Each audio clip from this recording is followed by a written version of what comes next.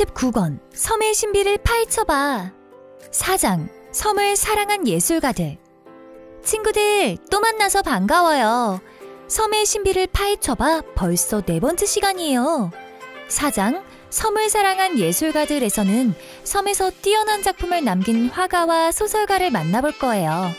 섬 생활이 어떻게 예술작품의 밑거름이 됐는지 궁금해지네요.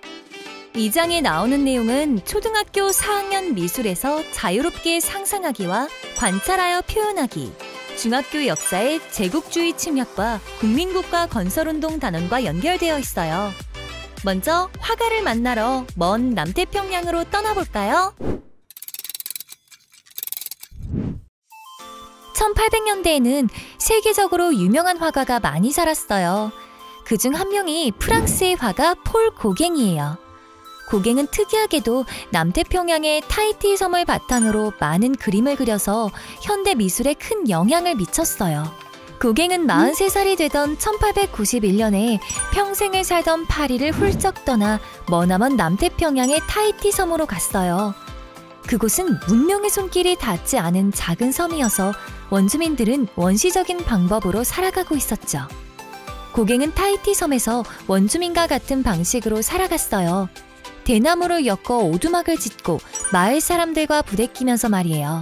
하지만 고갱은 갑갑한 도시 생활보다 그런 삶이 너무 행복했어요.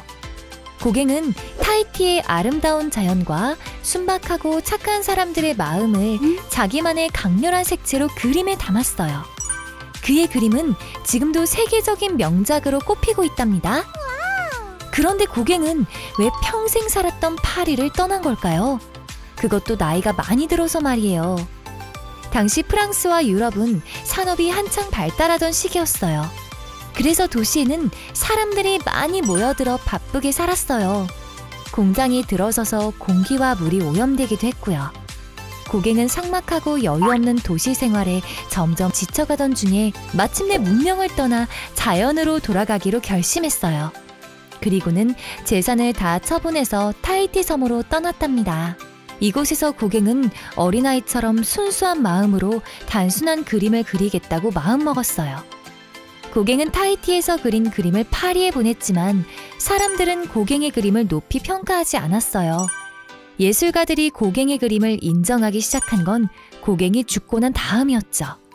하지만 살아있을 때는 크게 주목받지 못했어도 고갱은 현대미술의 역사에서 큰 발자국을 남긴 화가로 지금까지 기억되고 있어요. 고갱의 그림을 보니까 눈부신 햇살과 푸른 파도가 넘실대는 타히티 섬에 가보고 싶은 생각이 저절로 들지 않나요?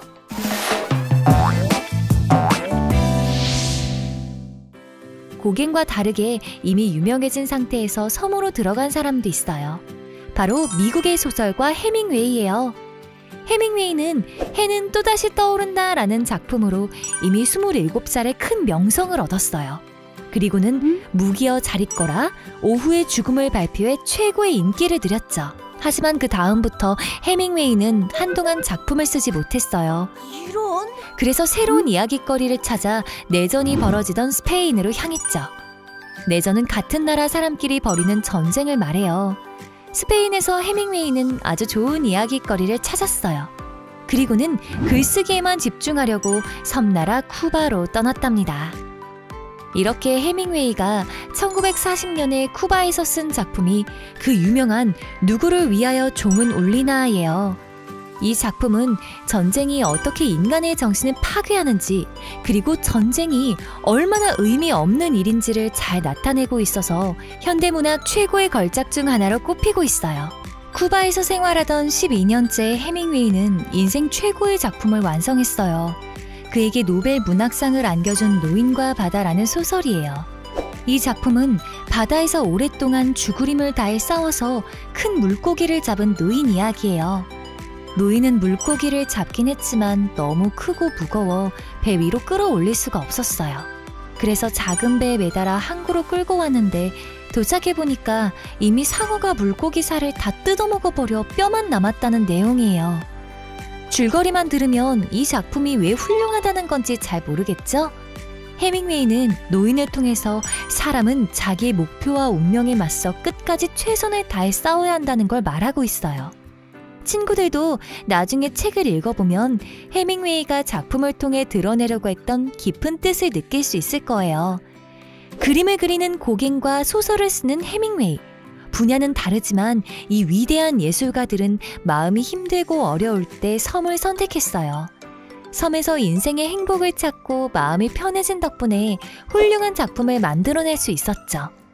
때로는 익숙한 환경보다는 낯선 곳으로 떠나는 모험심이 새로운 활력이 될 수도 있으니까 친구들도 모험심과 도전 정신을 잃지 마세요. 고갱이나 해밍웨이 같은 예술가는 아니지만 우리나라에도 섬에서 위대한 업적을 이뤄낸 사람이 있어요. 조선 후기에 살았던 정약전이라는 학자예요. 정약전은 유명한 학자 정약용의 형이었어요. 정약용은 거중기를 발명해 수원 화성을 짓는 데 큰 공을 세운 과학자이기도 했어요.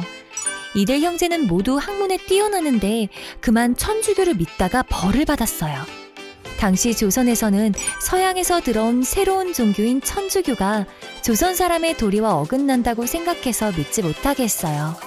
이런 상황에서 정약전 형제는 천주교를 믿다가 발각돼서 먼 곳으로 유배를 갔답니다. 유배는 죄를 지은 사람을 산골마을이나 외딴 섬으로 보내서 그곳에서만 살게 하는 벌이에요. 정약전이 유배 간 곳은 전라남도 바다에 있는 흑산도였어요. 흑산도는 산이 검은 섬이라는 말인데 바닷물이 검푸른색이어서 섬에 있는 산까지 검게 보인다는 뜻으로 붙은 이름이라고 해요. 처음으로 섬에서 살게 된 정약전은 자연을 벗삼아 생활하다가 바다에 사는 생물에 관심을 가지기 시작했어요. 그리고는 물고기뿐만 아니라 조개나 게 같은 여러 가지 바다 생물을 관찰해서 백과사전을 만들었어요. 이 책이 바로 유명한 자산어보예요. 자산은 흑산처럼 검은 산이라는 뜻이에요. 정약전은 흑이라는 한자에 나쁜 뜻이 있다고 생각해서 뜻이 같은 검을자를 썼다고 해요. 어보는 물고기의 계보라는 뜻인데 계보는 이어지는 관계라는 뜻이니까 바다생물 백과사전이라고 생각하면 쉬워요. 정약전이 자산어보를 완성한 건 1814년이었어요. 이 책에는 흑산도 바다에 사는 온갖 어류와 조개류, 갑각류 등의 생물의 이름과 생김새, 각각의 특징과 살아가는 방식, 종류가 비슷한 생물끼리의 관계 등이 아주 자세하게 기록되어 있어요. 자산어보는 우리나라의 소중한 해양생물 전문 서적이에요. 200년이나 지난 지금도 우리나라 바다생물을 연구할 때 참고하고 있다고 해요. 정말 대단하죠? 대박! 그런데 자산어보에는 재미있는 사실이 있어요. 바다생물 백과사전인데 그림이 하나도 없다는 거예요. 정약전은 다른 곳으로 유배간 동생 정약용과 편지를 통해 연락을 주고받았는데 자산어보를 쓸 당시 동생에게 의견을 물었어요. 그때 정약용은 그림은 믿을 게 못 되니까 글로 자세하게 설명하는 편이 좋겠다라고 대답했다고 해요. 그림을 완벽하게 못 그리면 내용이 사실과 달라질 수 있으니까 글로 설명하는 게 낫다는 뜻이었죠. 정약전도 동생의 생각에 동의해서 그림 대신 글로 설명하는 쪽을 선택했어요. 2021년에는 정약전이 흑산도에서 자산어보를 쓴 과정을 담은 영화도 나왔어요. 나중에 한번 보면 자산어보와 정약전에 대해 좀 더 많은 걸 알 수 있을 거예요. 고갱과 해밍웨이 그리고 정약전까지 예술가와 학자가 섬에서 많은 걸 이뤄낸 걸 보면 섬은 육지와 다른 매력이 있는 게 분명해 보이네요. 친구들도 앞으로 섬에 갈 기회가 있으면 섬이 가진 매력을 꼭 찾아보세요. 그럼 다음 영상에서 또 만날 때까지 안녕!